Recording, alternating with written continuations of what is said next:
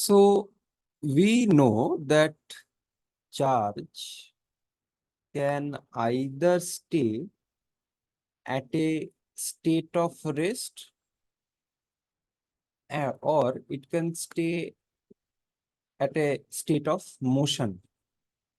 Okay, or I can say it is moving in very simple terms. Right.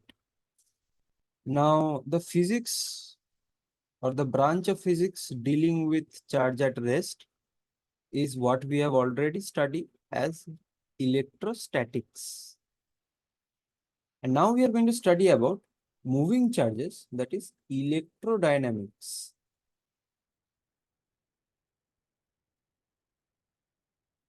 In our previous chapter, we saw all the phenomena where charge was initially at rest. Then maybe we took some experiments with that charge, we moved it to find out the work done and all that. But initially our charge was at rest. But in this case, it is not. See, in a conductor, there are basically free electrons. Now, I do not know till how much you have studied this in chemistry, but actually what happens is in any material,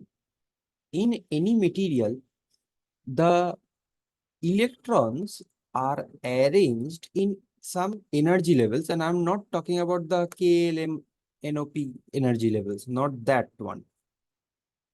Okay. But you will ask me, sir, then what type of energy level are we talking about here? See, whenever we are talking about energy level in chemistry or maybe structure of atom, what you know normally is the n equals to 1, n equals to 2, n equals to 3, and all that. And basically using those quantum numbers, right? Basically using those quantum numbers. But here, what we are going to understand is the energy level with respect to bands. Now, have you learned about energy bands in materials in solid state chapter? Is it done yet? No, sir, solid state chapter has not been done. Okay. See, in gaseous substances, the or in any fluid substances in general, in any fluid substances, we have some of these molecules and atoms in random, right? The arrangement is spread apart. The arrangement of atoms or molecules are spread apart. But what happens in solids is that the arrangement is closely packed.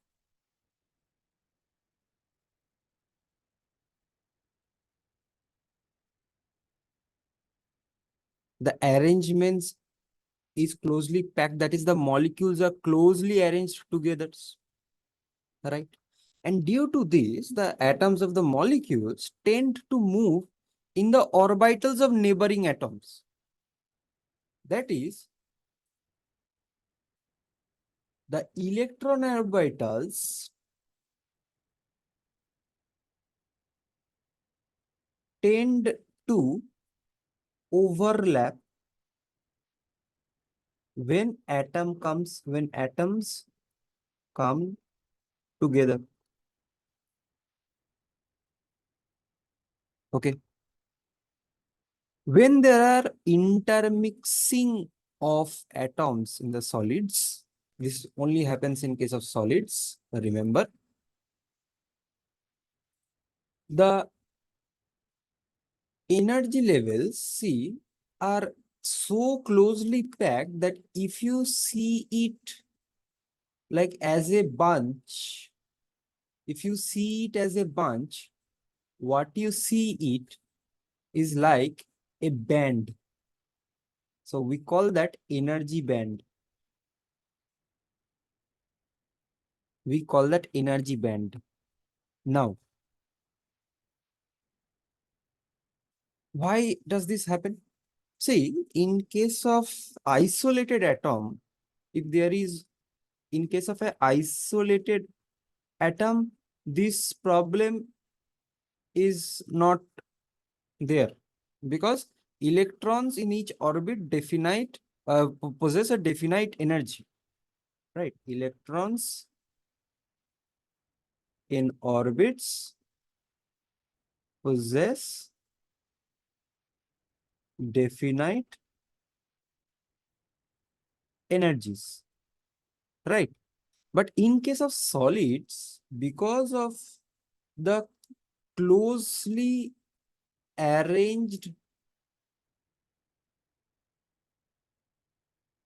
structure, what happens is the outermost or the valence electrons are affected by the neighboring atoms or electrons, right?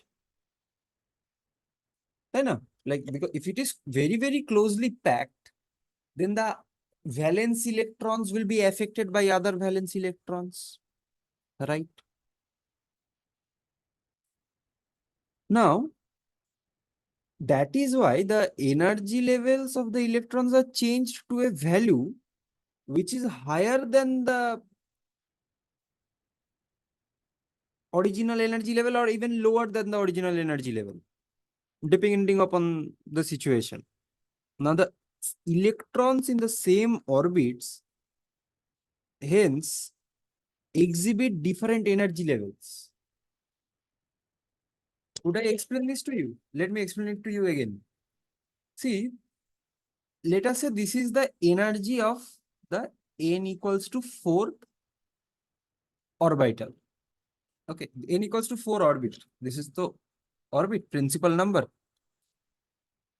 So the energies of all the electrons in n equals to 4th orbit is same. Yes or no? Yes, sir.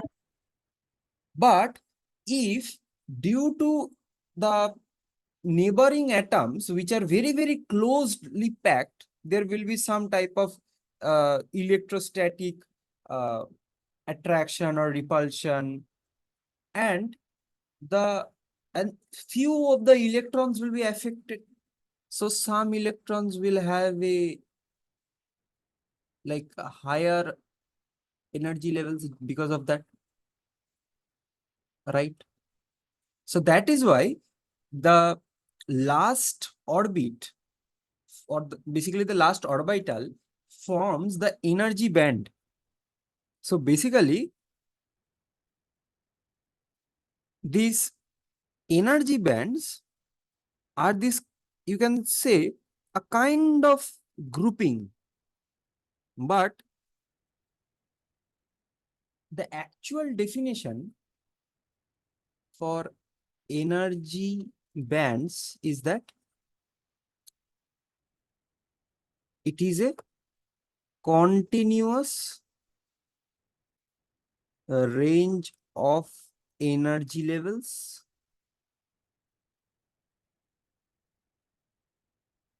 formed when the discrete energy levels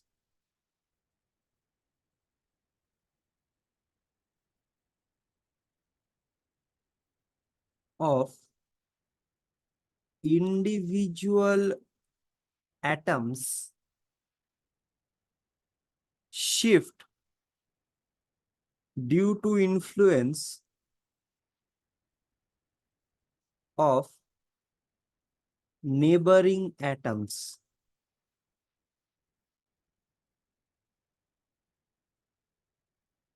Okay.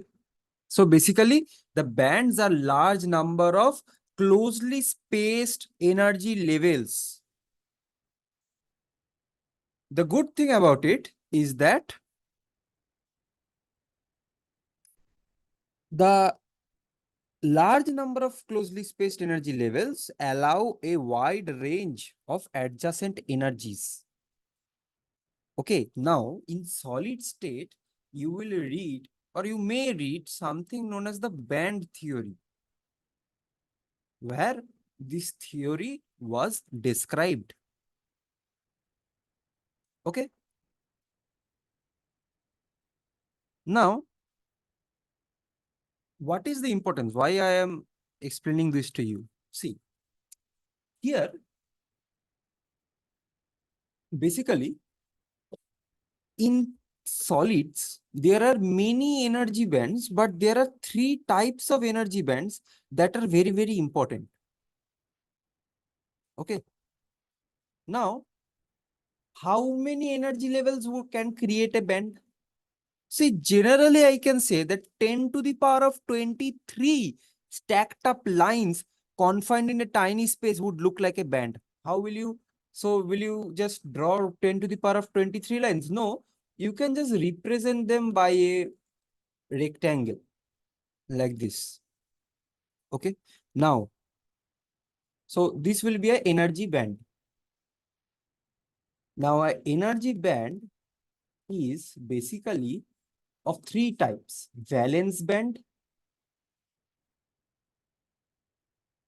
conduction band,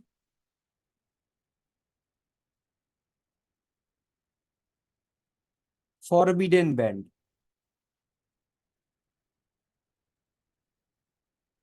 Okay. Now, valence band is that which contains the valence electron energy levels. Valence number one, valence band contains valence electrons energy levels.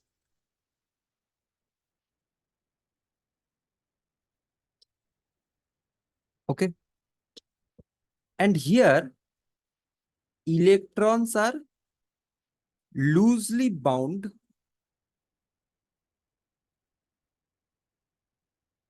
to the nucleus of atom. Nucleus of the atom. So, if you give some energy to it, it will move. If you just input some external energy into the electrons of valence band, those electrons will be able to move away from the valence band. Okay. Now, number two is conduction band. And basically, conduction band consists of free electrons.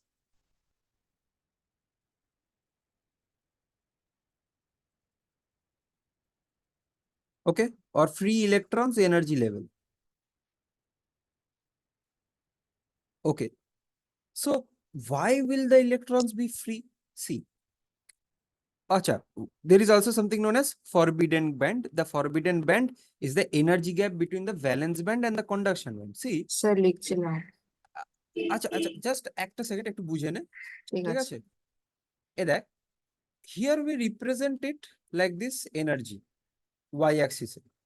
তাহলে particularly এখানে যদি valence ব্যান্ডের electron, এটা suppose বলছি valence band, ঠিক আছে? আচ্ছা, তারপর and this one is conduction band.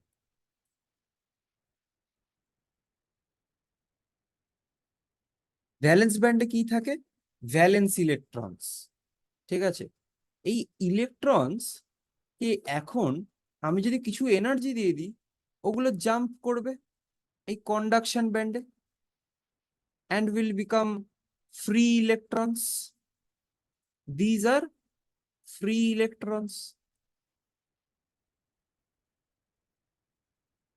আর এটা হচ্ছে ভ্যালেন্স ইলেকট্রনস,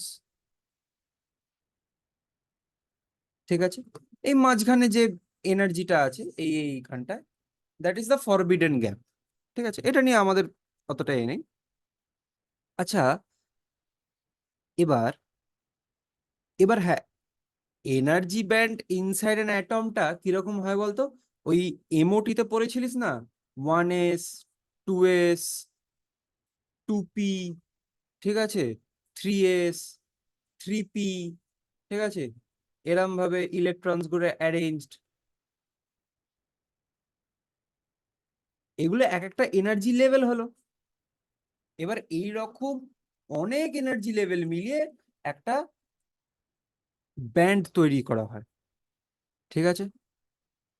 আচ্ছা, এবার এই যে মানে এনার্জিটা থাকে, বা এই যে ভ্যালেন্স ব্যান্ড বা কন্ডাকশন ব্যান্ড, এগুলোর এই মাঝখানের যে এনার্জিটা থাকে না, তার উপর ডিপেন্ড করে যে সে কতটা ভালো কন্ডাক্ট করবে বা কতটা ভালো মানে কন্ডাক্ট করবে না বা ইনসুলেটিং হবে, কিরকম।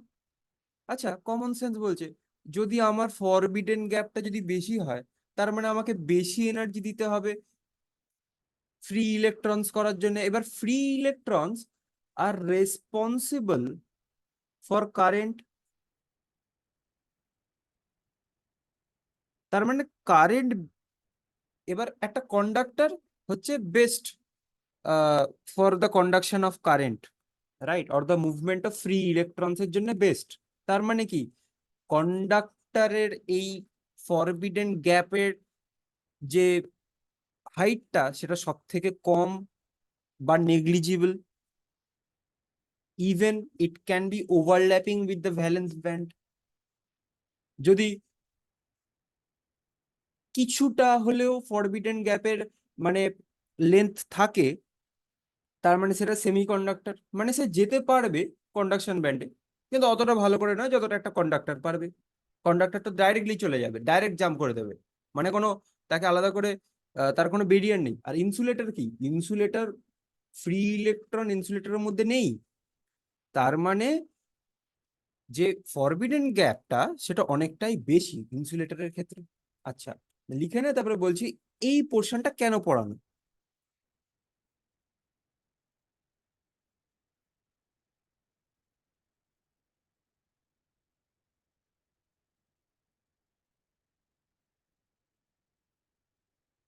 লেখা হয়ে গেলে বলিস।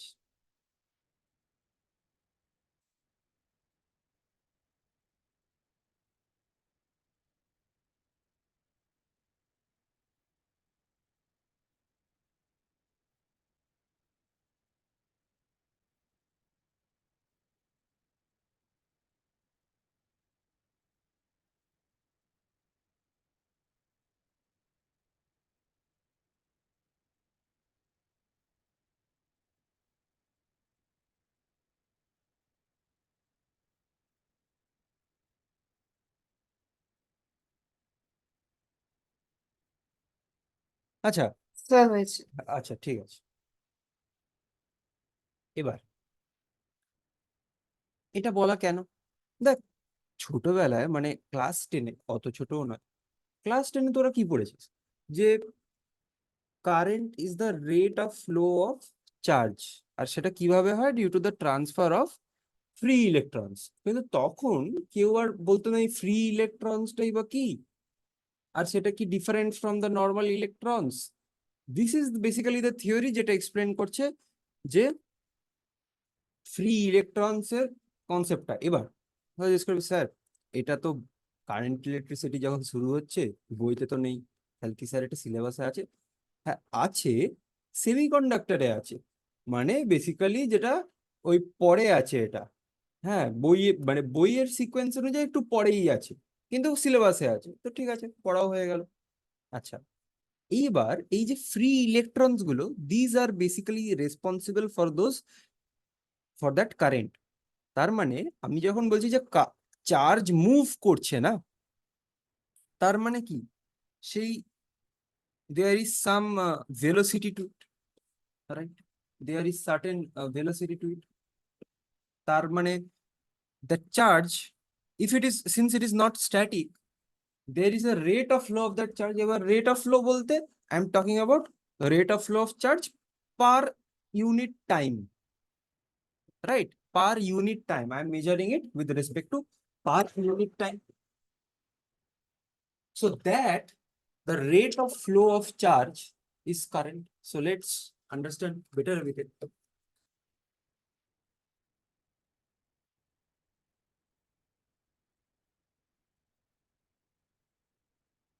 আচ্ছা,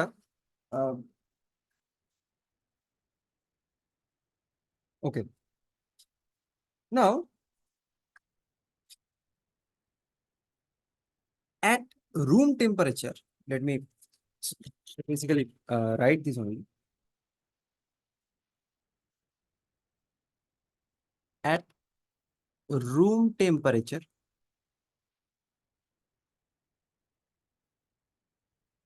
free electrons in a conductor move randomly with speeds of the order of 10 to the power of 5 meter per second. ঠিক আছে? আচ্ছা, since the motion of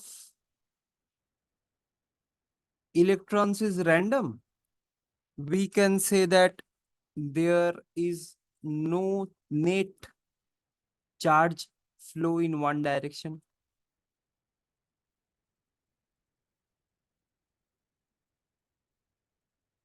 Right? Basically, the charges are moving like this, okay, in random directions. But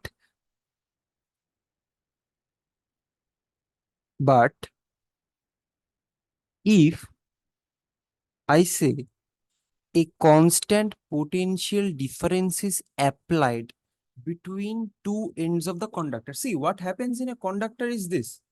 J, as I said, free electrons in conductor move randomly with the speeds in this order, right?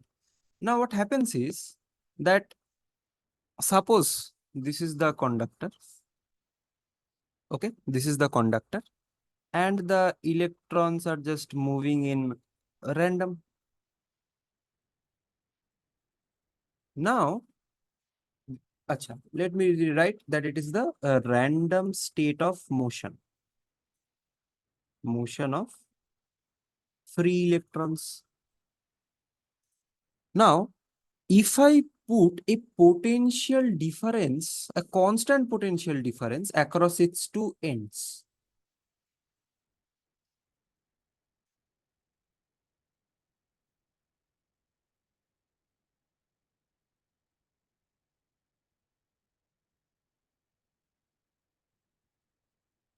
that is, let us say this is plus and minus, and there is a potential V. Okay. Then the electrons will, of course, flow from the negative side to the positive side. Why? Because the electrons are negatively charged and they will be attracted to the positive side. All the electrons will be attracted to the positive side. Right? Now, here we see that they have left that state of random motion and they are moving from, or let's say, towards the positive potential. Their motion is towards the positive potential. Now, of course, the conduction electron would collide with the other atoms of the conductor. There are also other atoms of the conductor, right? So the electrons will collide with each other. Now, each collision transfers some kinetic energy of electrons that would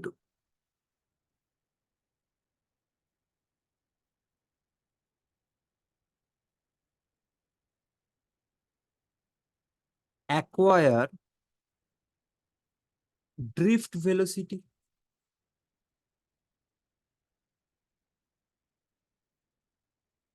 What is drift velocity? Drift velocity মানে হচ্ছে যে basically when the collisions happen and they are bound to happen, তাই না? collision তো হবেই, একটা কন্ডাক্টরের ভেতরে অ্যাটমসও আছে, কন্ডাকশন ইলেকট্রনসও আছে। ওই ইলেকট্রনস গুলো বা ফ্রি ইলেকট্রনস গুলো যখন কোলাইড করবে তখন সে তার কিছুটা এনার্জি লুজ করবে, হ্যাঁ, অ্যান্ড নিজে একটা ড্রিফট ভেলোসিটি অ্যাকোয়ার করবে। এই টার্মটা হচ্ছে drift velocity. And the definition of drift velocity is like this, যে আমরা ফার্স্ট অফ অল ড্রিফট কথাটা ইউজ করি just to imply that it is there due to the কলিশনস।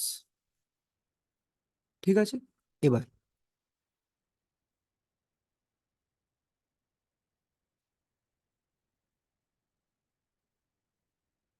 the net movement of charge through a cross-sectional area of a conductor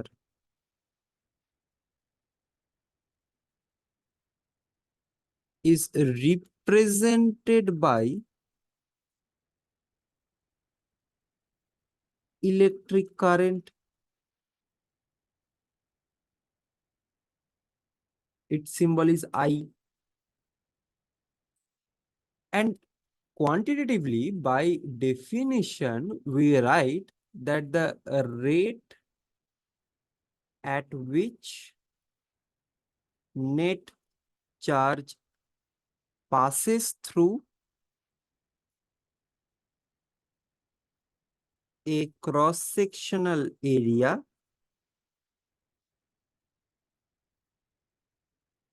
is called current. Now, so basically what happens that if I have, suppose a cross-sectional area like this,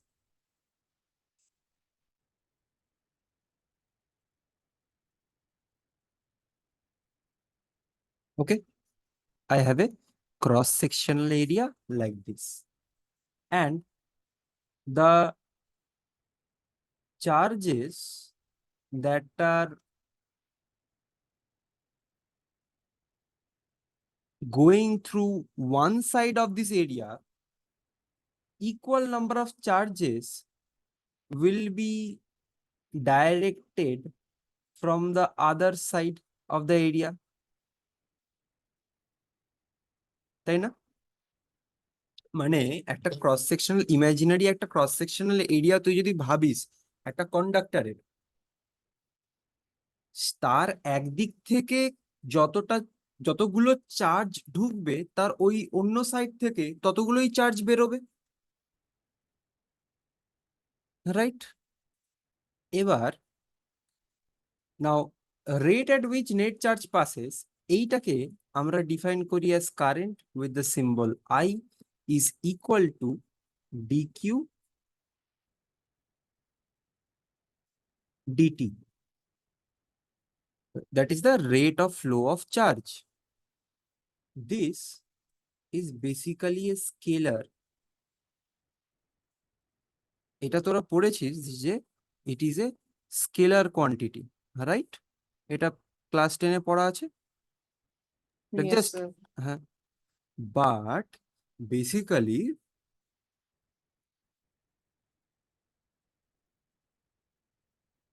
I will just give you one small idea. এটা নিয়ে আমি বেশি কিছু বলবো না, যে current is actually এ টেন্সার। বলে sir এইটা কোথা থেকে কি হলো? আরে টেন্সারটা এমন কিচ্ছু নয়।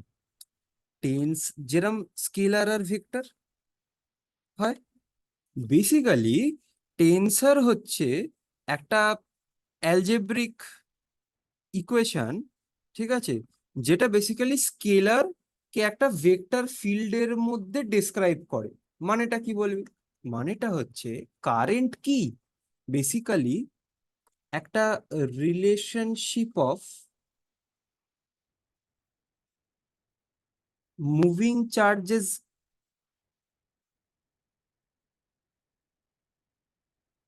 And electric field. এবার আমায় বলতো, চার্জ কি স্কেলার না ভেক্টর? Scalar. ইলেকট্রিক ফিল্ড কি? Vector. বেসিক্যালি স্কেলারকে একটা ভেক্টর ফিল্ডের মধ্যে যে ডেসক্রাইব করে তাকে আমরা বলি টেনসর। এটা তোদের সিলেবাসে সেরকম ভাবে কিছু নেই, তো জাস্ট এমনি জেনে রাখ এটা, ব্যাস, দ্যাটস ইট। ঠিক আছে? বাট স্কুলে, ডাইরেকশন থাকবে কিন্তু ওটা ভেক্টর ল গুলো ফলো করবে না। হ্যাঁ, টাইপের, বাট বলতে পারিস। কারণ দেখ, অ্যাকচুয়ালি কারেন্টের ক্ষেত্রে ডাইরেকশনটা কিরম ভাবে ম্যাটার করবে, বিকজ অফ দ্য পোটেনশিয়াল। যে পোটেনশিয়ালটা কোন দিকে অ্যাপ্লাই করছি তার উপর ডিপেন্ড করে হবে। ঠিক আছে? তো পুরোটা এবার পোটেনশিয়াল যখনই অ্যাপ্লাই করছিস না, তখনই ইলেকট্রিক ফিল্ডের একটা পার্টিকুলার তুই ডাইরেকশন টাইপের বলে দিচ্ছিস যে এই দিকেই ফ্লো হবে। তো এই ভেক্টর ফিল্ড যেটা আছে, মানে ইলেকট্রিক ফিল্ড আমাদের কাছে যেটা আছে, সেটাতে মুভিং চার্জেস এর রিলেশনশিপটা কি, ঠিক আছে, সেটাই আমাদের কারেন্ট বলছে, সেই জন্য সেটাকে একটা টেন্সারও বলা হয়। এবার যদি অ্যাভারেজ কারেন্ট বলতে চাই, যদি অ্যাভারেজ কারেন্ট বলতে চাই, অ্যাভারেজ কারেন্ট হচ্ছে I average is equal to just q by t, net q, total current by total time. ঠিক আছে? নর্মালি আমরা যখন কারেন্ট বলি তখন এই ইনস্ট্যান্টেনিয়াস কারেন্টটাকেই বলি। এটা হচ্ছে ইনস্ট্যান্টেনিয়াস কারেন্ট। ঠিক আছে? কিন্তু যখন এমনি কনস্ট্যান্ট কিছু একটা চার্জ দিয়ে আমি বলছি, তখন জাস্ট এমনি q by t is well and good. ঠিক আছে? আচ্ছা, এবার এবার রিমেম্বার যে কারেন্টকে আমরা বাই কনভেনশন এসআই ইউনিট দিয়েই রিপ্রেজেন্ট করি, আর that is ampere. 1 ampere equals to 1 coulomb per second. ঠিক আছে? হাউস হোল্ড যা যা কারেন্ট আছে না, এগুলো সব কিন্তু কিছু ফিউ অ্যাম্পিয়ার্স এর অর্ডারেই কিন্তু আমরা মেজার করে নিতে পারি। আচ্ছা, নাও এই যে ড্রিফট ভেলোসিটি বললাম, তারপর এই যে কারেন্ট বললাম, এদের মধ্যে কি রিলেশন? আচ্ছা, সেইটাতে আসার আগে এটাও বলে দিই, you can also write this average current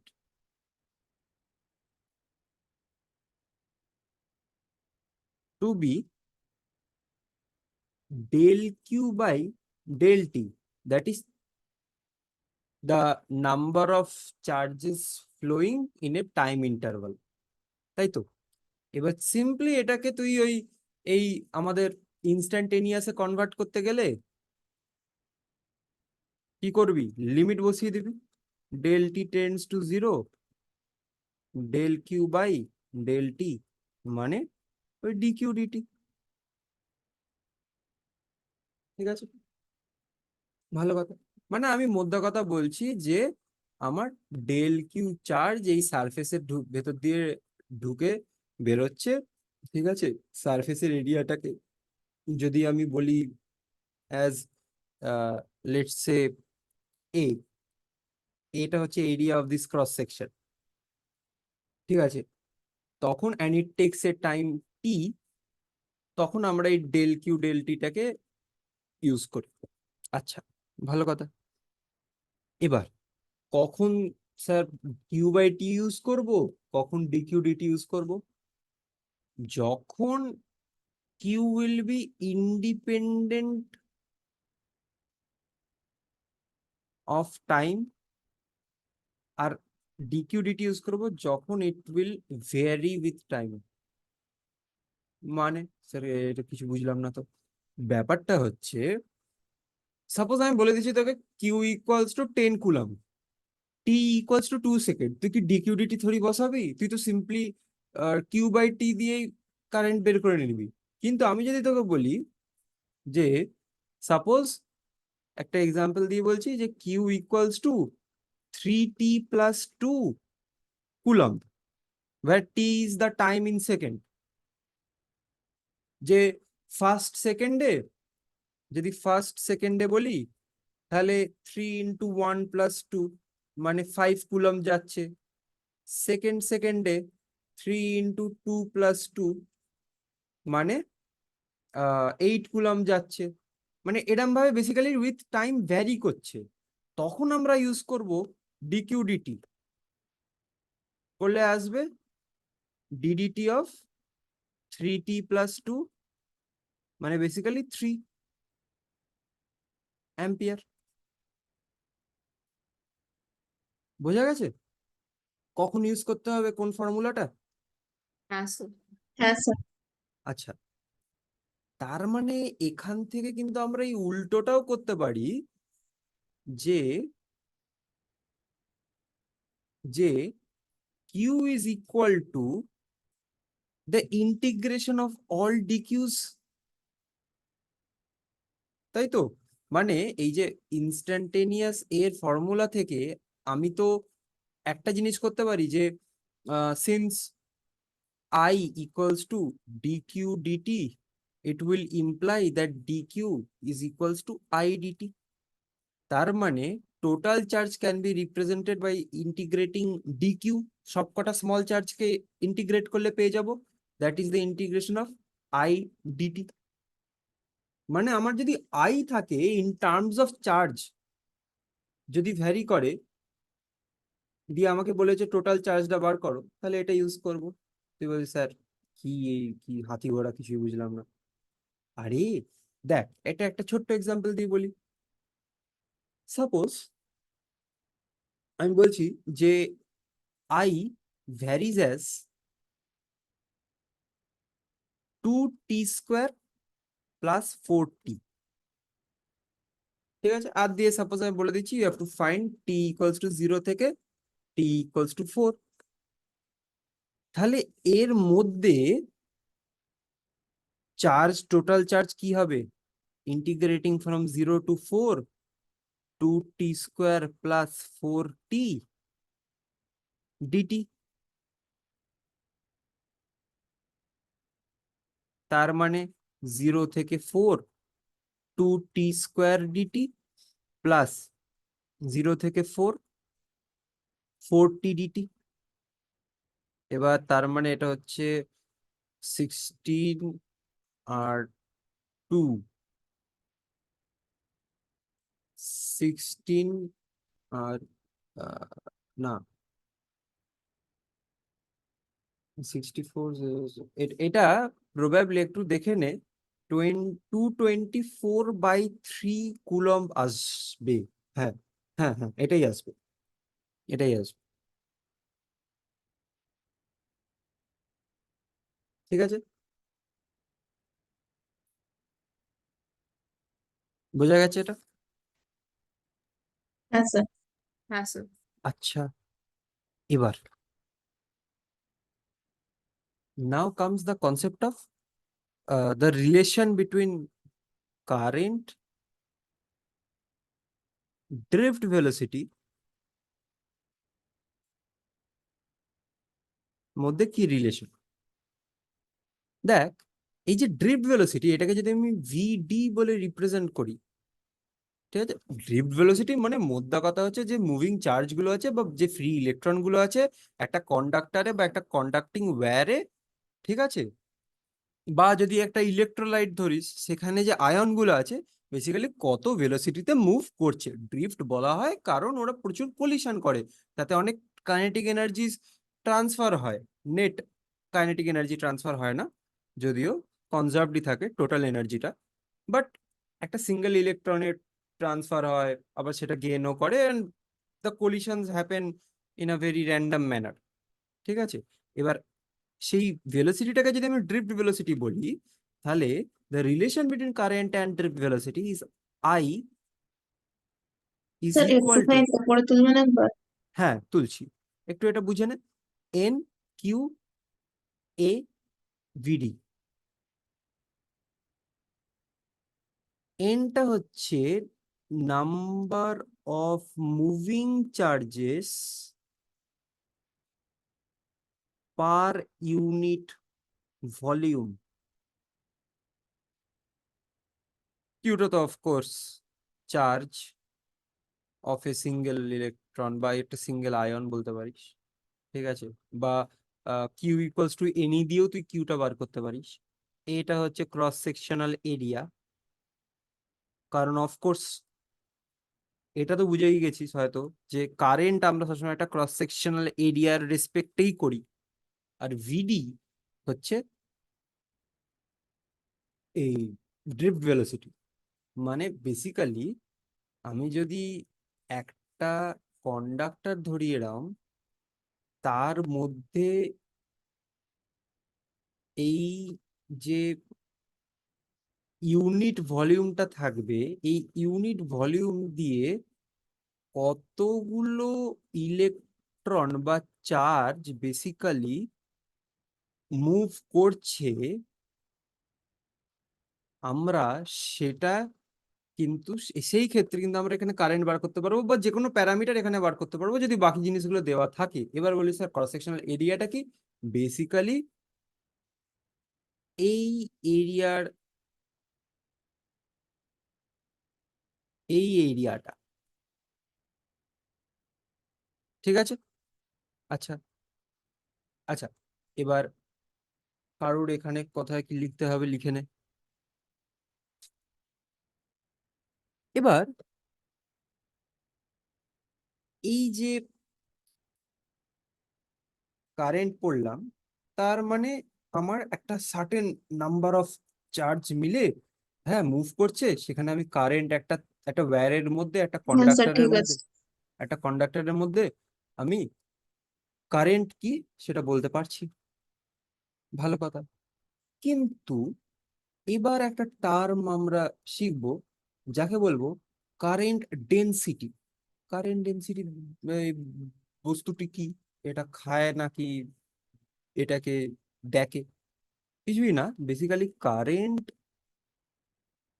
density হচ্ছে, it is basically A measure of electric current per unit area of cross section in a conductor, ঠিক আছে। এই যে কারেন্ট ডেনসিটি, এটা কিন্তু ভেক্টর। তুই বলবি স্যার ডেনসিটি কি করে ভেক্টর হচ্ছে? কিন্তু এটা বেসিক্যালি এরিয়া এখানে, ভেক্টরের উপর যাচ্ছে বলে তাই। হ্যাঁ, ও না, ঠিক আছে। মানে দেখ, ওই জিনিসটা না এখানে অতটা অ্যাপ্লিকেবল নয়। কেন আমি বলছি, বেসিক্যালি এই যদি ফর্মুলাটা আমাদের আছে, I equals to n q A v d, এখানেই যদি আমি আই বাই এ করি, that is equals to n q v d, তাই তো? এইটাকেই বলে কারেন্ট ডেনসিটি। এবার বলি স্যার কেন? বেসিক্যালি কারেন্ট, আমরা নর্মাল ডেনসিটি বলতে কি বুঝি? আমরা নর্মাল ডেনসিটি বলতে কি বুঝি? মাস পার ইউনিট ভলিউম। হ্যাঁ, সেটা তো হ্যাঁ, বলতে পারিস। আচ্ছা,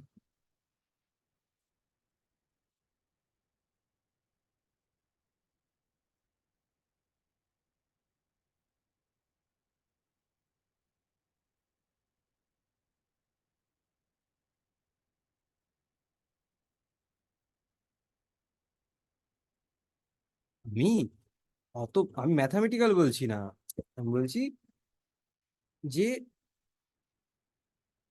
আমরা নর্মালি ডেনসিটি আচ্ছা আমাকে বল ডেনসিটি স্কেলার না vector? Normal density, current density বাদ দে, নর্মাল Scalar. Density scalar.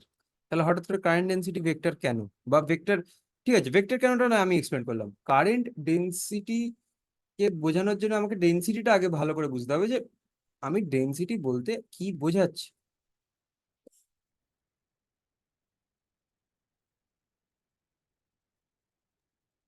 একটা ক্রস সেকশন এরিয়াতে কতটা কারেন্ট যাচ্ছে, মানে একটা উম ইউনিট ক্রস হ্যাঁ, সেকশন। এটা একটা এটা একটা মানে আস্তে আস্তে আসছিস। আরে সোজা ব্যাপার তো। আমি সাপোজ একটা এরকম একটা 3 ডাইমেনশনাল একটা বক্স আছে আমার কাছে, ঠিক আছে? এটাকে যদি আমি আহ পুরোপুরি স্যান্ড দিয়ে ভরে দিই, তাহলে বেসিক্যালি এটা একটা বক্স, এর মধ্যে হচ্ছে বেসিক্যালি স্যান্ড। তাহলে নর্মাল ডেনসিটি কি বলে? যে হাউ মাচ স্যান্ড বা how much mass is contained in a certain volume,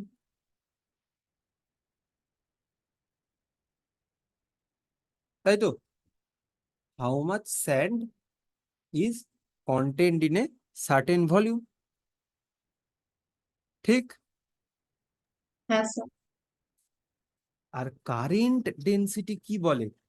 যে একটা ক্রস সেকশনে, মানে একটা ওয়্যারের যদি আমি একটা ক্রস সেকশন আঁকি এরম ভাবে, ঠিক আছে? আচ্ছা পুরো ওয়্যারটাই ফার্স্ট আছে। এইটা সাপোজ একটা ওয়্যার, ঠিক আছে, একটা কন্ডাক্টরের ওয়্যার, ঠিক আছে? And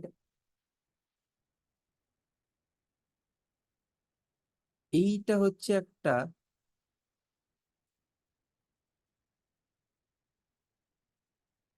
cross section.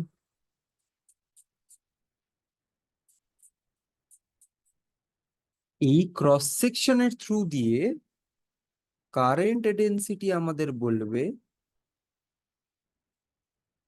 যে হাউ মাচ ইলেকট্রিক কারেন্ট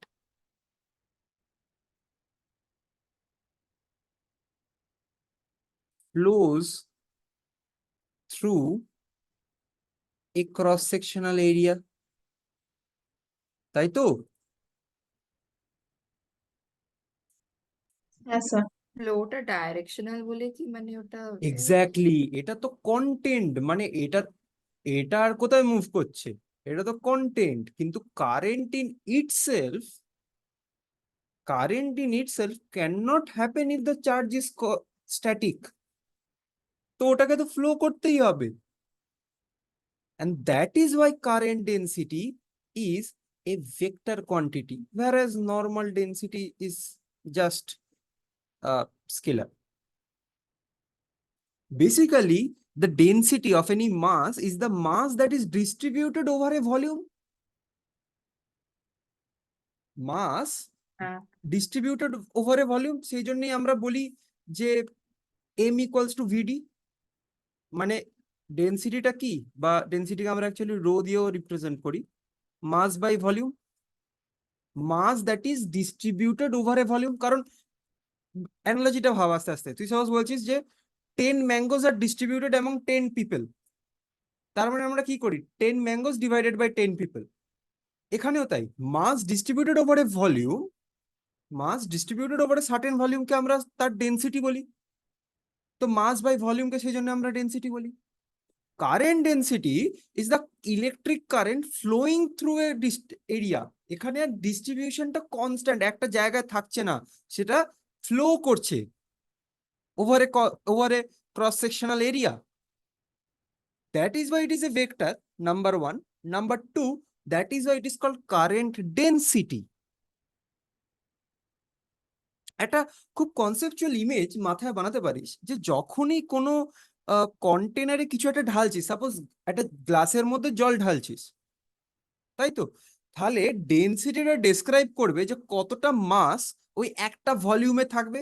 কারণ আমার কাছে যদি এই ভলিউমটা কনস্ট্যান্ট হয়, আমার কাছে যদি এই ভলিউমটা কনস্ট্যান্ট হয়, তাহলে ডেনসিটি ইজ প্রপোর্শনাল টু মাস। তার মানে আমার কাছে একটা গ্লাসের ভলিউম তো কনস্ট্যান্ট, তো ডেনসিটি বলবে যে কতটা মাস আমি ওর মধ্যে দিতে পারবো, তাই তো? হ্যাঁ কি না? So, তাহলে কারেন্ট ডেনসিটি বেসিক্যালি বলে যে একটা তারের মধ্যে কতটা ইলেকট্রিক, মানে কতটা ইলেকট্রিক চার্জ ফ্লো করছে through the slice of that cross sectional area.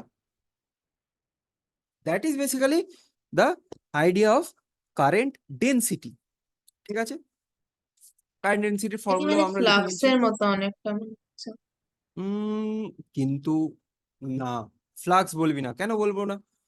ফ্লাক্সের ব্যাপারটা হচ্ছে, ফ্লাক্স তো বেসিক্যালি ফিল্ডের একটা কনসেপ্ট।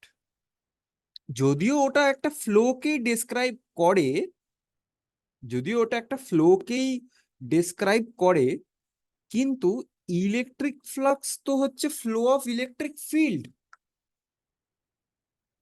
হ্যাঁ স্যার। তাই না? ফিল্ড কিন্তু আলাদা, মানে ফিল্ডকে তুই কিন্তু কোনো পার্টিকেলের সাথে কিন্তু মানে কম্পেয়ার করতে পারিস না। পার্টিকেলের সাথে পার্টিকেলের কম্পেয়ার কর, ঠিক আছে, এখানে তুই স্যান্ডের সাথে তুই ইলেকট্রনের কম্প্যারিজন করছিস, দ্যাট ইজ ফাইন। কিন্তু ফিল্ডের সাথে কোনো স্ট্যাটিক মানে অবজেক্টের অ্যানালজিটা ঠিক অতটা প্রেফারেবল নয়, কারণ দুটোর প্রপার্টিজ আলাদা, তাই না?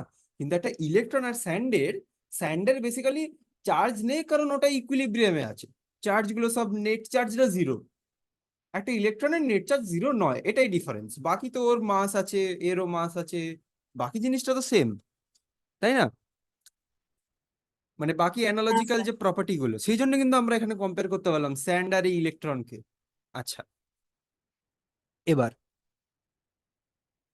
একটা জিনিস, কারেন্ট বা current density sign of charge, মানে যে চার্জটা পজিটিভ কি নেগেটিভ তার উপরে ডিপেন্ড করে না।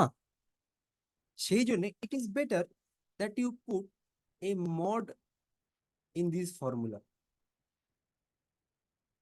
তার মানে আমার কারেন্ট ডেনসিটির ফাইনাল ফর্মুলা কি দাঁড়ালো? J vector is equals to n mod q v d vector. ঠিক আছে, এবার আমি কিছু কিছু পয়েন্টস বলছি, সেটা লিখবি, ঠিক আছে? কিছু কিছু পয়েন্টস আমি ডিকটেট করব, সেটা এরম ভাবে লিখতে পারি যে ইম্পর্টেন্ট পয়েন্টস।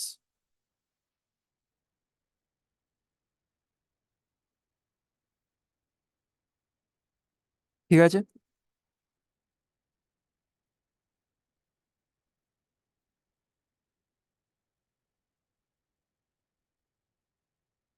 আচ্ছা, নাম্বার ওয়ান, আমি কি বলা শুরু করব? হ্যাঁ স্যার। আচ্ছা, the current is same for all cross sections of a conductor of non-uniform cross section. Current is same for all cross sections of a conductor of non-uniform cross section.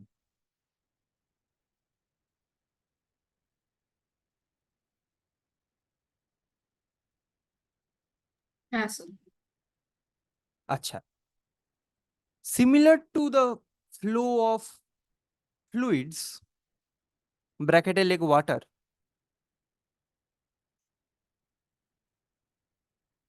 charge flows faster where the conductor is smaller in cross section.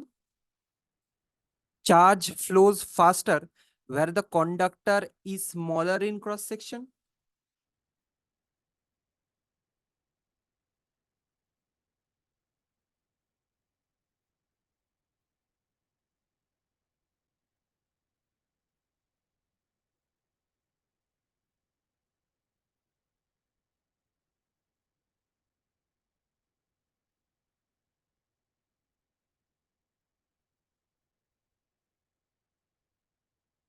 Sir লিখেছি।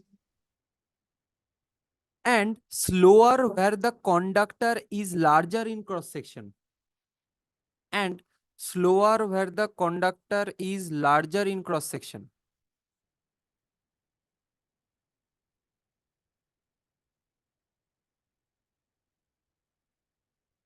And hence the rate of flow of charge remains unchanged. And hence the rate of flow of charge remains unchanged.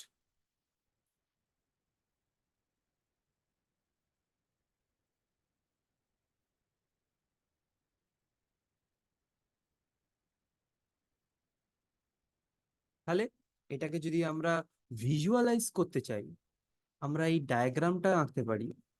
Suppose একটা তার, তার cross sectional area change করেছে, তো এখানে যে cross section number 1 বলছি আর একটা ক্রস সেকশন নাম্বার 2 বলছি, এই ক্রস সেকশন নাম্বার 1 এ area suppose A1, cross section number 2 এর এরিয়া সাপোজ A2, ঠিক আছে? আচ্ছা, এবার আমি ধরছি যে the rate of flow of charge for number 1 is I1, number 2 is I2. Number 1 is I1, number 2 is I2. Then, since Q net, মানে net number of charges is constant, I1 is equal to I2. কেন? কারণ আমরা তো জানি, আচ্ছা, small I, capital I, এগুলো কিন্তু মানে বুক টু বুক ডিপেন্ড করে, ঠিক আছে? সো আমি স্মল আইটাকে নয় ক্যাপিটাল আইটাকেই প্রেফার করি, বিকজ স্মল আইটা তো ইমাজিনারি নাম্বার, সেই জন্য। ঠিক আছে, এখানে আমি যেহেতু আমার নোটসে ক্যাপিটাল আই দিয়ে শুরু করেছি, আমি ক্যাপিটাল আই ইউজ করছি।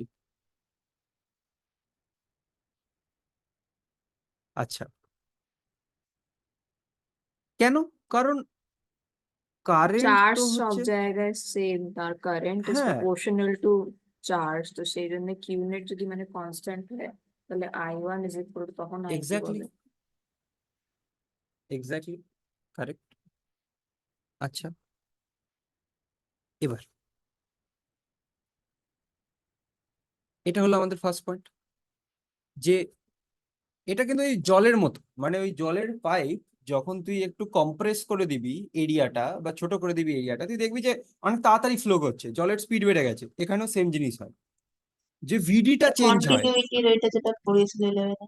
হ্যাঁ, হ্যাঁ, ওই রকম জিনিসই কিন্তু হয়, প্রিন্সিপাল অফ কন্টিনিউইটি। কিন্তু এখানে ব্যাপারটা হচ্ছে যে এর জিনিসটা চার্জ দিয়ে হয়, মানে এরিয়া ছোট হচ্ছে, মানে আমার কিন্তু মানে এরিয়ার সাথে কিন্তু আমরা ড্রিফট ভেলোসিটির কানেকশন আছে।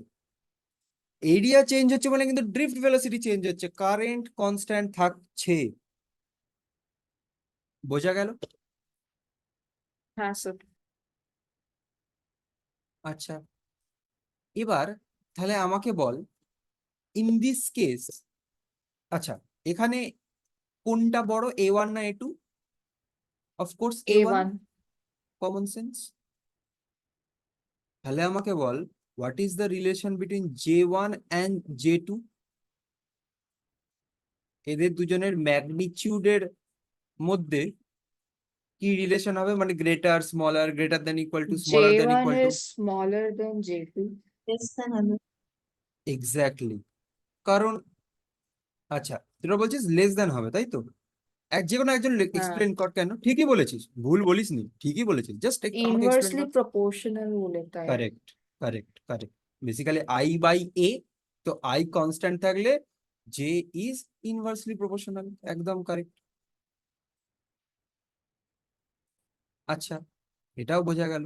তার মানে এখান থেকে এটাও আসছে যে J1 A1 equals to J2 A2।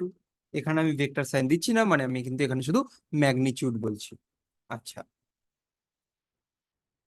this J1 A1 equals to J2 A2 is valid for anywhere,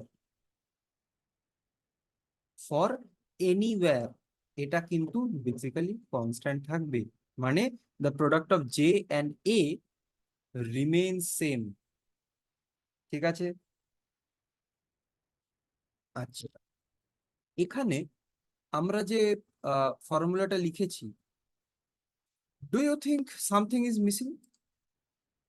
এই যে আমরা কারেন্ট ডেনসিটির ফর্মুলাটা লিখেছি, না এ তো হচ্ছে বেসিক্যালি তোর আই এর সাথে মানে জিনিসটা আসছে, মানে আই বাই এ। এখানে কি মিসিং আছে? যেটা একটা মিসিং আছে এই এইটাতে। ভেক্টর বলে তো এখানে তো মানে কি ইউনিট ভেক্টর তো থাকবে, যেটা তার ডাইরেকশন হ্যাঁ মেনশন করবে। আমি হ্যাঁ সেটাকে আই ক্যাপ বলছি, আর I cap is equals to the direction of flow of current, direction এক of. Second, cos theta sine theta থাকবে না? আরে কস থিটা সাইন থিটা তো পরে আসছে, সেটাও তো ডিপেন্ড করছে একটা সিচুয়েশনের ওপর। কস থিটা সাইন থিটা এখন কেন আসবে? কস থিটা সাইন থিটা আসবে, কিন্তু এখন কেন? মানে ঠিক এই যে আছে। আচ্ছা আচ্ছা হ্যাঁ, তুই ভালো মনে করিয়েছিস। সাপোজ এরকম একটা, আমি ফার্স্ট একটা তার নিয়ে নিচ্ছি, এটা সেকেন্ড পয়েন্টের আন্ডারে লেখ। ঠিক আছে, নাম্বার 2, যে এরকম আমার কাছে একটা কন্ডাক্টর আছে। ঠিক আছে, তার একটা ক্রস সেকশনাল এরিয়া নিচ্ছি আমি এরকম। ভালো কথা। এবার আমি কি করলাম, তার এই ক্রস সেকশনাল এরিয়াটাকে একটু বেঁকিয়ে দিলাম, মানে ইনক্লাইন্ড করে দিলাম। ঠিক আছে, তার মানে বেসিক্যালি জিনিসটা এরকম হয়ে গেল। অ্যান্ড এই যে অ্যাঙ্গেলটা, এটাকে আমি বলছি থিটা, এটাকে আমি বলছি থিটা। ঠিক আছে, ভালো কথা। এবার তাহলে ইনিশিয়ালি আমার যদি আমি একদিকেই কারেন্টটা রাখছি আই, তাহলে আমার আমার ফার্স্ট কেসে মানে এই যে ইনক্লাইন্ড পজিশন এর যদি এরিয়া এ হয়, তাহলে ফার্স্ট কেসের এরিয়াটা কি হবে? মানে এই যে ফার্স্ট একদম পারপেন্ডিকুলার যেটা এ কস থিটা, হ্যাঁ কি না? এ কস থিটা। হ্যাঁ স্যার। আচ্ছা, তাহলে এখানে কারেন্ট কি হবে? I A cos theta.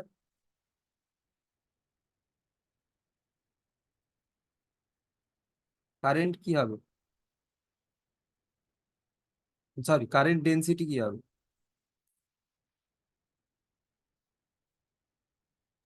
I A cos theta, না আই বাই হ্যাঁ এ কস বলে দিলি। থিটা। কি না, আই বাই হ্যাঁ এ কস থিটা সেটা হবে? তাহলে ফার্স্টেই বলে দিলি, আমিও বললাম তুইও বলে দিলি, I A O cos theta. ওটা ওটা ওটা ভুল হয়ে গেছে, ওটা ওটা হ্যাঁ ভুল ঠিক হয়ে আছে, গেছে। না নো প্রবলেম।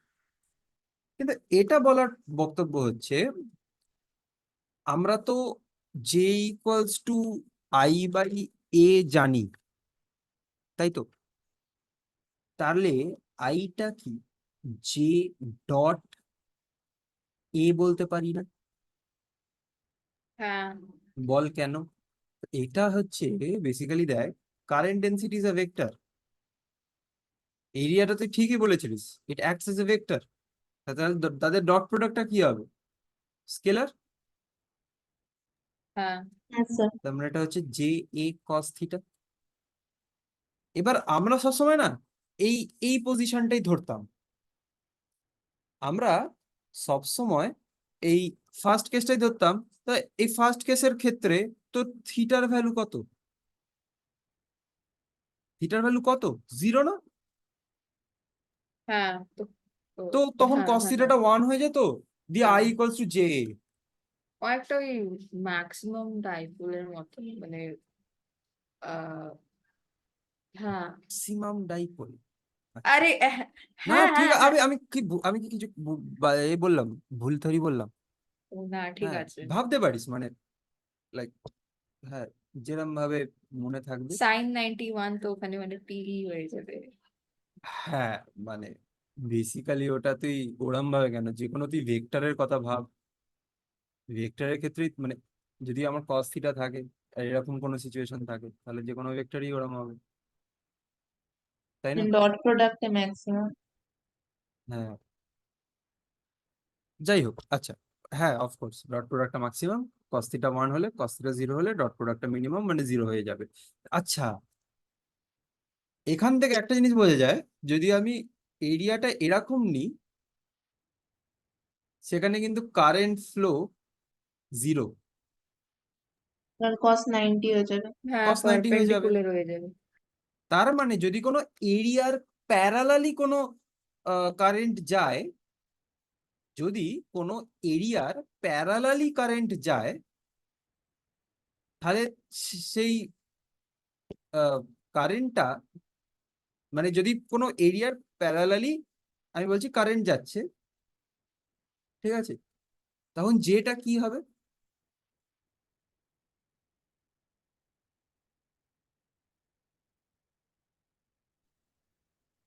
না, আমি কি জিজ্ঞেস করছি দেখ, এই এটা বাদ দে। প্যারালালি যদি কোনো এই কারেন্ট কেসে, যায়, হ্যাঁ। হ্যাঁ মানে এরকম কেস তো, কারেন্ট যাচ্ছে কিন্তু কারেন্ট আছে, কারেন্ট 0 নয়, কারেন্ট কিন্তু আছে, যেটা কি আচ্ছা, হবে? By A cos theta. I by A cos theta. Cos theta কত এই কেসে? 0। কস থিটা 0, তাহলে আই বাই এ ইন্টু 0, মানে আনডিফাইন্ড। আনডিফাইন্ড। তার মানে যদি প্যারালালি যায়, তখন কিন্তু আমরা কারেন্ট ডেনসিটি কিন্তু আমরা মাপতে পারবো না, মানে আনডিফাইন্ড হয়ে যাবে বেসিক্যালি। আচ্ছা, এবার নেক্সট পয়েন্ট, নাম্বার 3। আচ্ছা, আমরা দেখেছি যে আমি যদি একটা জলের ট্যাঙ্ক, আমি যদি দুটো জলের ট্যাঙ্ক কানেক্ট করি এরম ভাবে,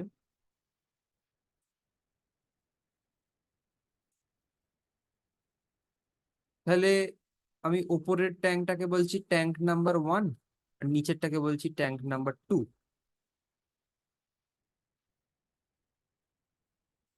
তাহলে ওয়াটার কোন দিকে ফ্লো করবে?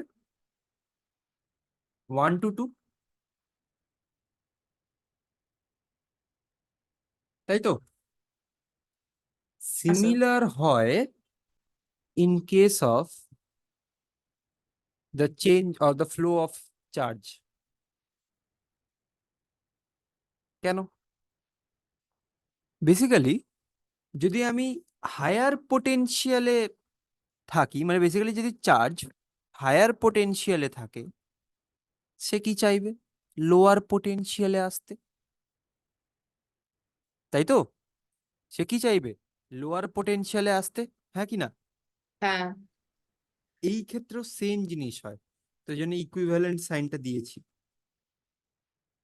সবসময় ও হায়ার টু লোয়ারে আসতে চাইবে। আচ্ছা, তাহলে ক্যাপাসিটরের ডিসচার্জিং এর সময় পোটেনশিয়াল ডিফারেন্স কনস্ট্যান্ট থাকলে, না সরি,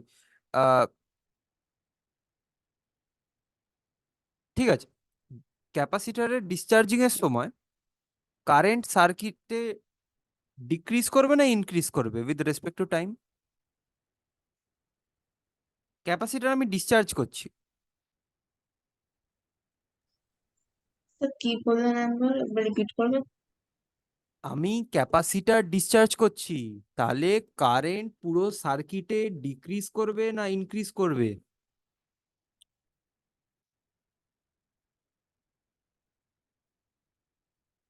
একটা ক্যাপাসিটর লাগানো আছে, আমি আবার রিপিট করছি, একটা ক্যাপাসিটর এরকম ভাবে লাগানো আছে, ঠিক আছে?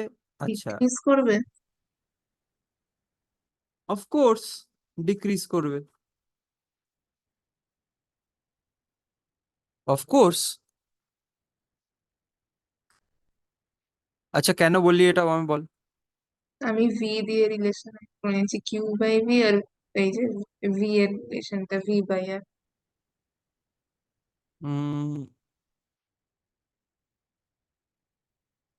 হ্যাঁ, ইন ওয়ান সেন্স নট, মানে রং, মানে বাট কনসেপচুয়ালি ভাবতে গেলে এটা আমাকে পোটেনশিয়াল দিয়ে বোঝা। এই কনসেপ্টটা দিয়ে, এই 1 to 2 জল যাচ্ছে, জল ট্যাঙ্ক 1 থেকে ট্যাঙ্ক 2 তে যাচ্ছে, মানে হায়ার পোটেনশিয়াল থেকে লোয়ার পোটেনশিয়ালে যাচ্ছে। ক্যাপাসিটর ডিসচার্জিং এ কি হয়?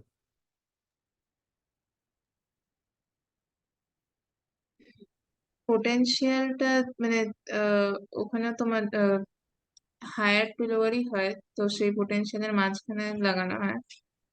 মানে হায়ার পোটেনশিয়াল একদিকে থাকে আর একদিকে লোয়ার পোটেনশিয়াল থাকে।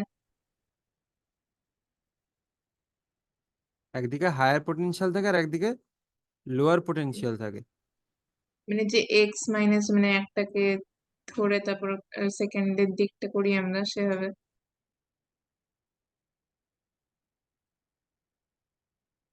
দিয়ে ডিসচার্জিং এ কি হয় তাহলে?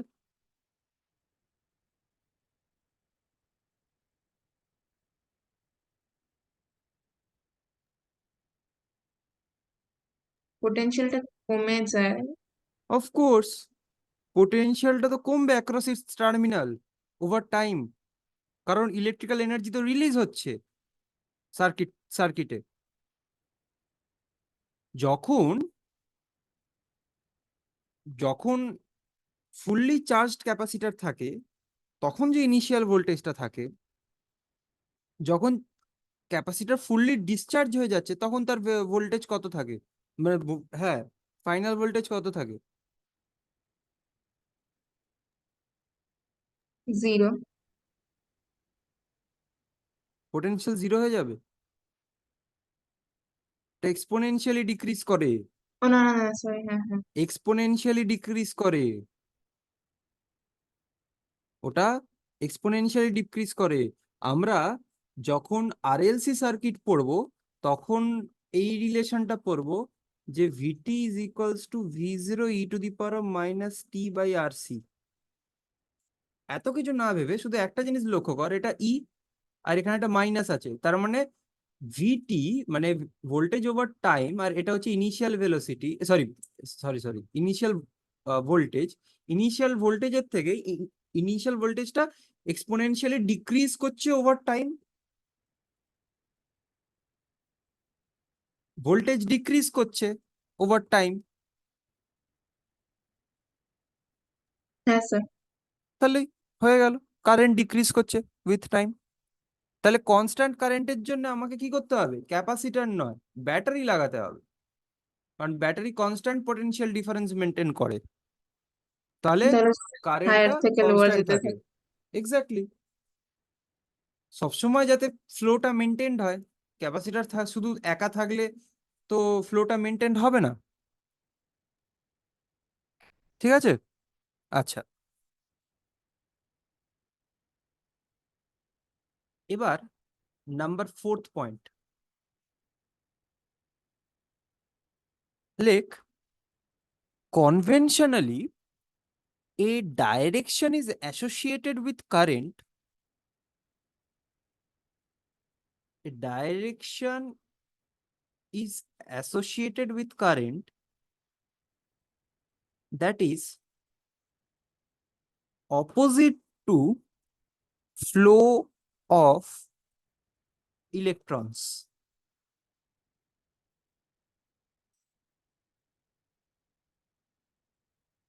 Okay.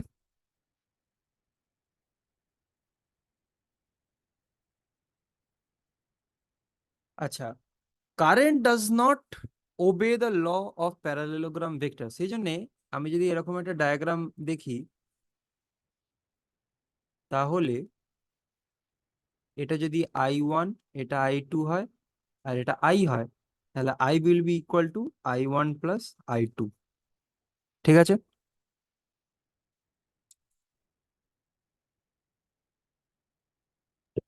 হ্যাঁ স্যার। আচ্ছা, এবার ফিফথ পয়েন্টটা, এটা বেসিক্যালি কম্পিটিটিভই আছে বেসিক্যালি, যে if A charge revolves in a circle, then its frequency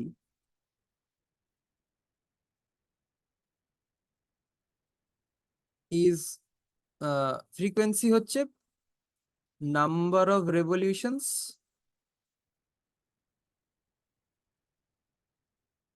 per second, then its frequency is f, and equivalent current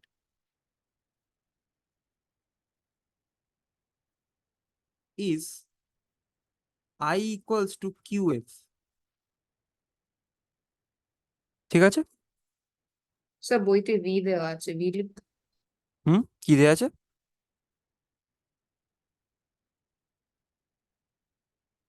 কি দেয়া আছে আরেকবার বল একটু। স্যার বইতে তো মানে I is page equal page to নাম্বারটা বল, কিউভি। পেজ নাম্বারটা বল। আরে বই খোলা নেই, আমি সকালে যা পড়েছি। বাবারে, এত ভালো না মেমোরি।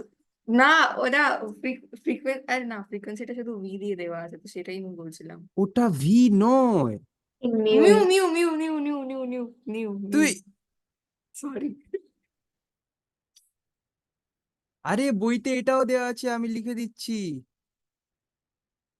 যে ওই charge flowing in one revolution into number of revolution per second, তাই তো? হ্যাঁ এটাও দেওয়া আছে মিউ, আমি যেটাকে এফ দিয়ে রিপ্রেজেন্ট করেছি, that is one, that is, দাঁড়া, 2 পাই আর বাই টি, তাই তো? হ্যাঁ নাকি উল্টো লিখলাম? না ঠিক লিখেছি, হ্যাঁ ঠিকই লিখেছি, হ্যাঁ পুরো গুলিয়ে গেল। না ঠিকই লিখেছি, আমি ভুল লিখিনি। হ্যাঁ তাহলে, আরে নোটেশনে কি যায় আসে, শেষ পর্যন্ত অঙ্ক নিয়ে তো কথা। যাই হোক, মানে বেসিক্যালি আমি এটাও লিখতে পারি যে নাম্বার অফ রেভলিউশনটা, আমি যদি একটা স্পিড ধরে নিই ভি, হ্যাঁ আমি যদি একটা স্পিড ধরে নিই ভি, তাহলে এটা ইভেন লিখতে পারি কিউ ভি বাই 2 পাই আর, তাই তো? হ্যাঁ স্যার।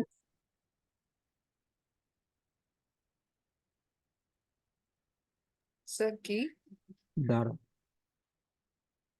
দাঁড়া, টি হচ্ছে তো period of revolution of the 2 pi. Electron, তো হচ্ছে 2 পাই আর বাই ভি, ঠিক আছে? স্যার আর ওটা q into 2 pi r by t, তো ওটা ভিটা মানে কোথা থেকে হয়? আচ্ছা আচ্ছা আচ্ছা আচ্ছা আচ্ছা আচ্ছা এক সেকেন্ড এক সেকেন্ড এক second, q equals to 2 pi r by v, তার মানে হচ্ছে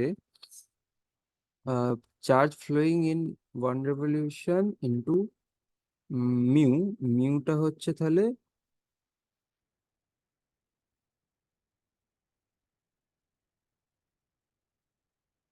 আচ্ছা না না না, দেখ এখানে একটা ছোট হয়ে গেছে, এটা 1/t।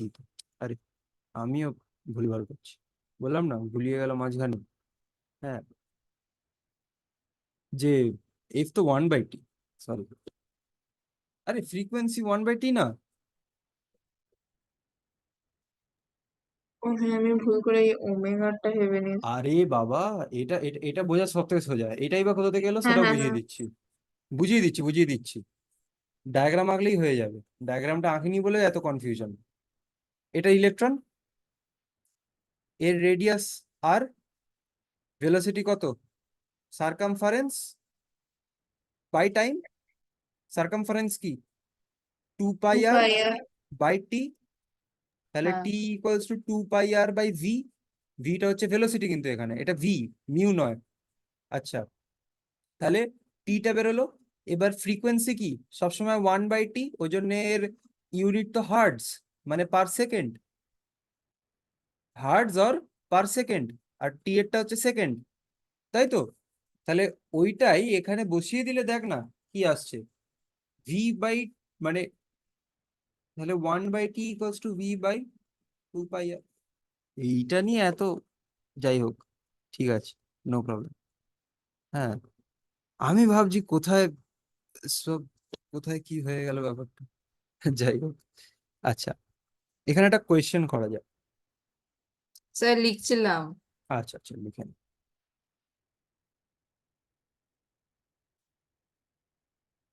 Late us do sir two. থার্ডটার জন্য কি ডিক্টেট করেছেন একবার বলবেন? থার্ডের জন্য দাঁড়া বলে দিচ্ছি, থার্ডের ল্যাঙ্গুয়েজ বলে দিচ্ছি, যে the rate of flow of water through the pipe depends upon the height of the tank.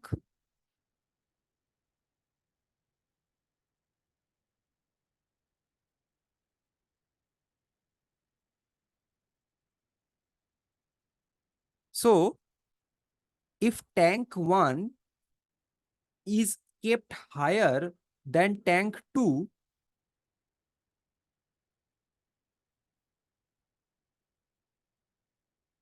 if tank 1 is kept higher than tank 2, then water will flow from 1 to 2.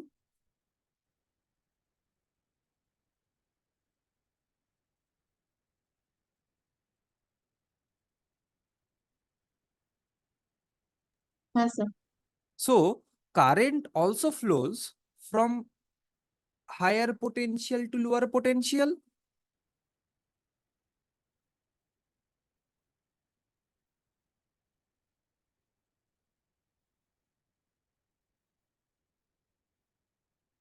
Hence, to maintain a constant current in a circuit, hence, to maintain a constant current in a circuit, a constant potential difference should be maintained. A constant potential difference should be maintained. Hence, we use a battery or a cell to maintain that constant potential difference in a circuit, and not a capacitor, and not a capacitor.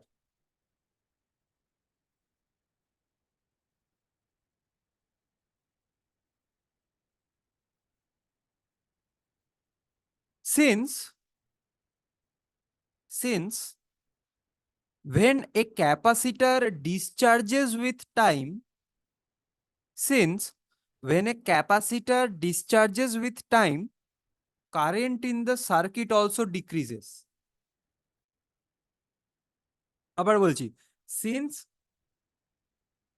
when the capacitor discharges with time, current in the circuit also decreases.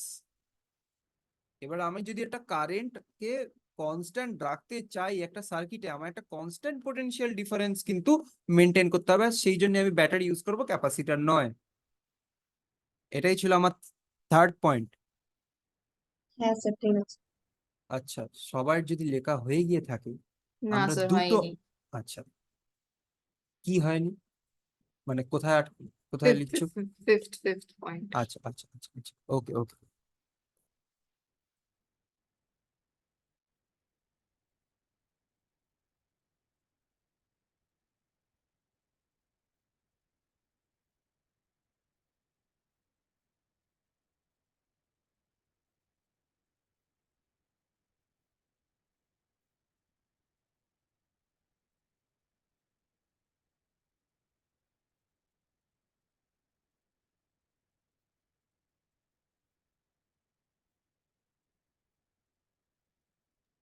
হ্যাঁ sir হয়েছে। আচ্ছা, এবার এই কোয়েশ্চেনটা লেখ, current in a wire varies with time as I as a function of t is equal to 3.0 ampere plus 2.0 ampere per second into t. Question part 1, এটা question number 1. Question part 1 হচ্ছে, how much charge pass the time interval pass through an area A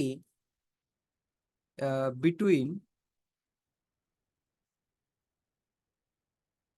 t equals to 0 and t equals to 4. Second subpart হচ্ছে what constant current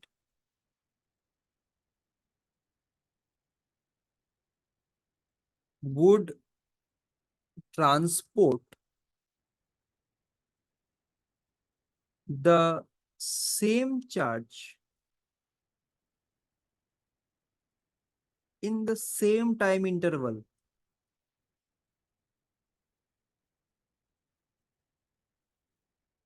আচ্ছা first একটা করা যাক।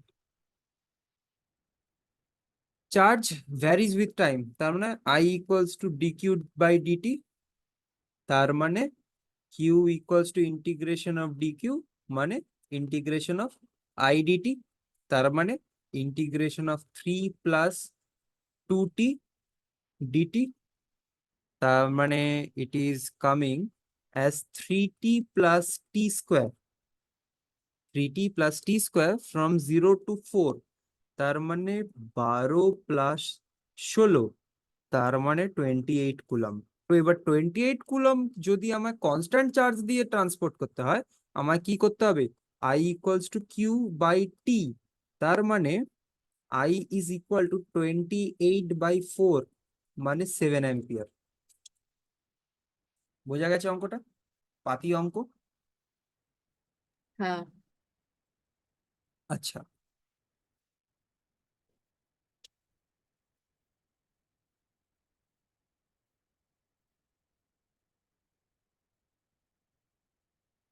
আচ্ছা, এরপরে আর একটা কোয়েশ্চেন করা যাক।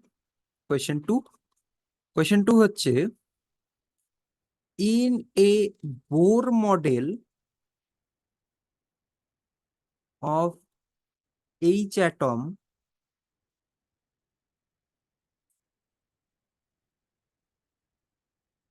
the electron is pictured to rotate in a circular orbit of radius 5.0 into 10 to the power of minus 11 meters at a speed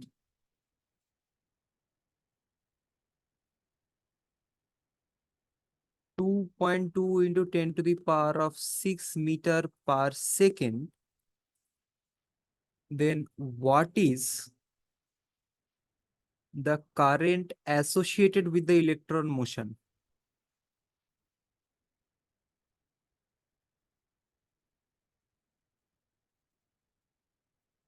It is the first question of the introductory exercise in DC Pandey. আমাদের radius দিয়ে দিয়েছে 5 into 10 to the power of minus 11 metre.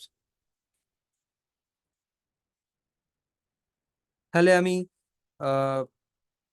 আচ্ছা আমার আর কি কি দিয়ে দিয়েছে, যে ভি হচ্ছে 2.2 into 10 to the power of 6 metre per second. ভালো কথা। একটা ইলেকট্রনের চার্জ হচ্ছে ফান্ডামেন্টাল চার্জ, মানে 1.6 into 10 to the power of minus 19 coulomb. তাহলে period of revolution time period কি হবে? 2πr/v। তাহলে 2π into 5 into 10 to the power of minus 11 divided by 2.2 into 10 to the power of 6। আচ্ছা এটা আমি থাকুক, এটা বেশ ভয়ানক দেখতে লাগছে, কিন্তু ঠিক আছে, এমন কোনো ব্যাপার না। বরঞ্চ আমি 10 to the পাওয়ারটাকে অ্যাডজাস্ট করে নিই। 10 to the পাওয়ারটাকে যদি অ্যাডজাস্ট করি, বা ইভেন এই 2টাকেও অ্যাডজাস্ট করে নিচ্ছি একবারে, তাহলে আমার কি আসছে 10⁻⁻17। আচ্ছা, ফ্রিকোয়েন্সি 1/t, তার মানে এটা হবে 1.1/5 পাই ইন্টু 10⁻17 পার সেকেন্ড। তাহলে কারেন্ট কত? হুম, এক্ষুনি তো শেখালো, চার্জ ইন্টু ফ্রিকোয়েন্সি। এখানে চার্জটা হচ্ছে ইকুয়াল টু ই, তার মানে 1.6 ইন্টু 10⁻⁻19 ইন্টু 1.1/5 পাই ইন্টু 10⁻17। কত আসছে? আচ্ছা, 10⁻⁻2 তো আগে আসছে, এই পার্টটা 10⁻⁻2 এই বিষয় তো আগে আসছে, তারপরে বাকি কাজ। আচ্ছা, পাইটা অ্যাপ্রক্সিমেট করতে পারি টু 22/7। তাতে আমার একটাই সুবিধা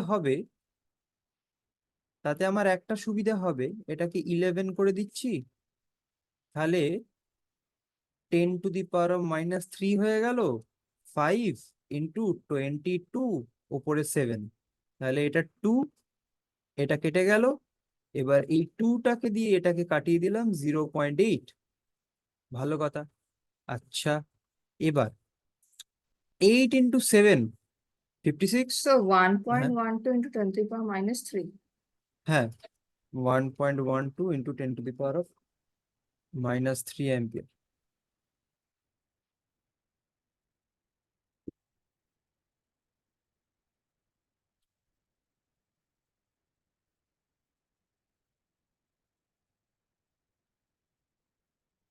ওকে,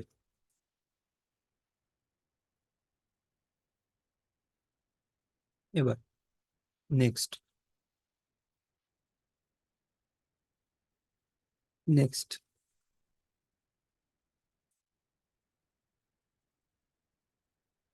একটা অঙ্ক করা যাক। Question 3, the amount of charge passing through cross section of a wire is given by q as a function of t equals to at square plus bt plus c, মানে একটা কোয়াড্রেটিক। আচ্ছা, part 1, find the dimensions of a, b and c. Number 2, if magnitudes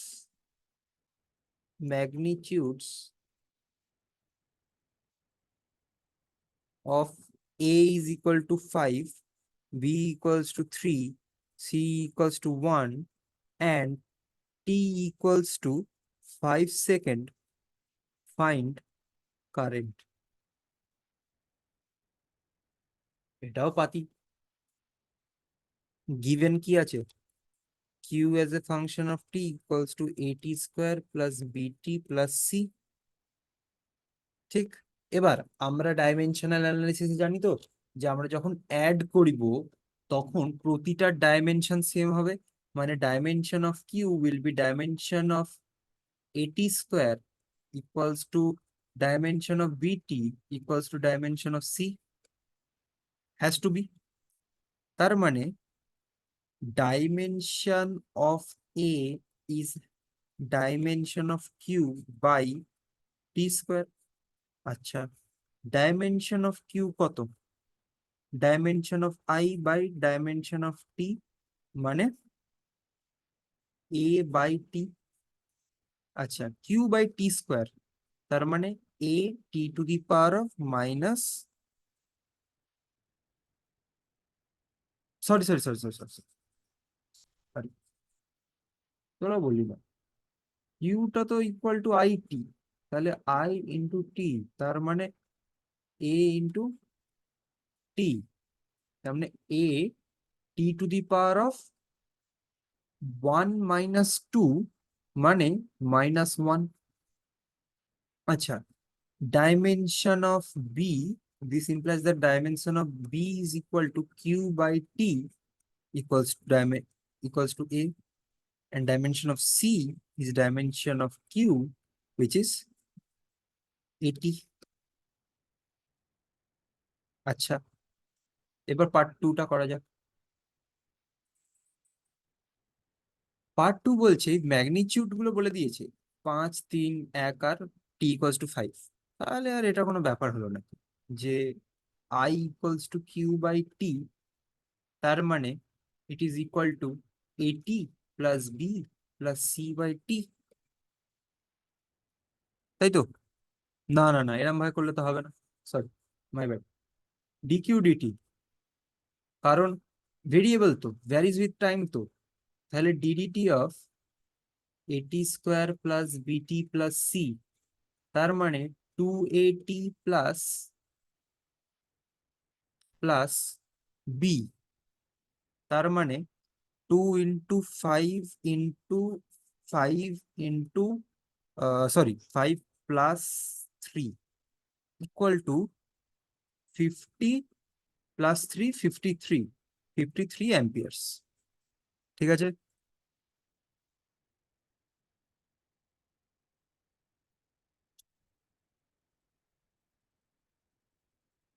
ঠিক আছে। হ্যাঁ sir. হ্যাঁ sir. ওকে, এই projectile কোথা থেকে এলো? না, এখানে কোনো প্রজেক্টাইলের গল্প নেই, আছে কিন্তু এখন নেই। হুম,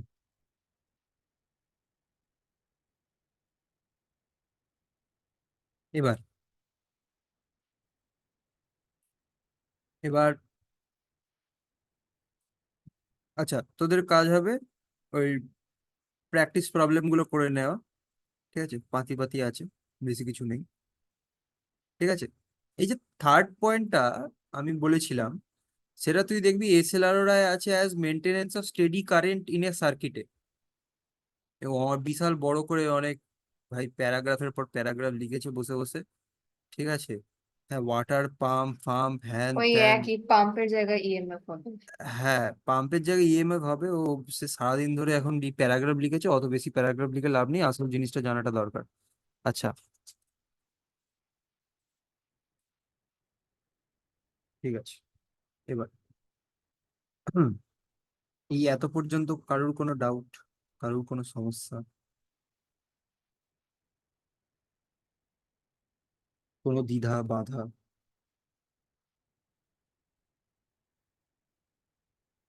আচ্ছা, একটা অঙ্ক করতে তাহলে তোরা, এটা আমি জাস্ট, এটা কত নম্বর হবে? 4, তাই না? 4ই হবে। হ্যাঁ sir. Find number of free electrons per unit volume in a metallic wire of density 10 to the power of 4 kg per meter cube, atomic mass number equal to 100, and number of free electron per atom equals to 1। এটা কর।